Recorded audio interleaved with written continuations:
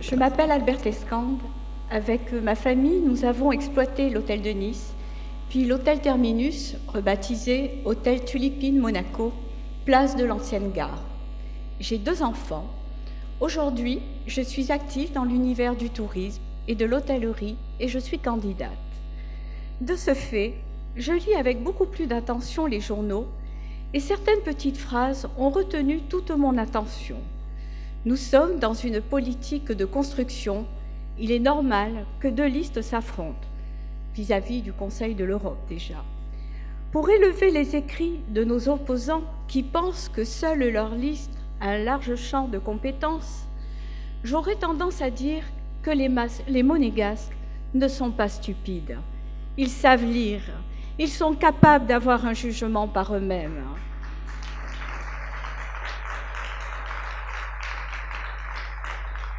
Malheureusement, même si le débat politique peut se résumer à un duel de mots, restons humbles, ne ternissons pas l'image de Monaco.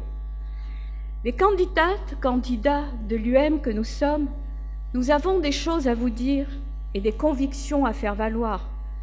Nous nous projetterons avec lucidité vers l'avenir de notre pays. Le futur ne se bâtit pas sur du sable, mais sur le terreau de nos connaissances communes, de nos curiosités, de nos envies de voir plus loin, tout en sachant rendre justice au passé. Dans mon contrat avec les Monégasques, je vais m'approprier 3 verbes forts: travailler pour mon pays, aimer les gens et rester à leur écoute. Mon engagement est multiple. J'ai envie de vous dire, réfléchissons ensemble aux défis et aux difficultés que nous allons affronter pour être acteurs de notre progrès.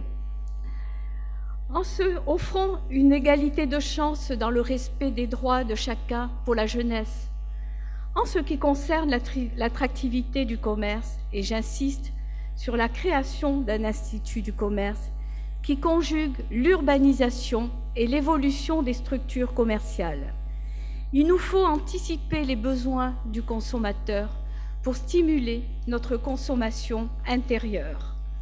Certaines professions ne peuvent pas se délocaliser, alors soyons attentifs à leur évolution.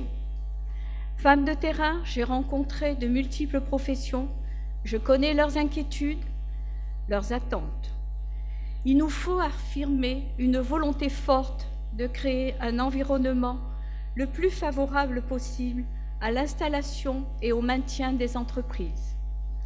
Aujourd'hui, le gouvernement consulte et implique la société civile afin d'améliorer tout ce que nous critiquons. Ensemble, envisageons l'avenir du pays avec sérénité. Jean-François Roubillon s'inscrit dans cette démarche progressiste de transmission de nos institutions, de transparence. L'ambition des femmes et des hommes qui composent l'Union monégasque se fera sur le chemin de la construction de projets pour toutes les générations. Je vous remercie.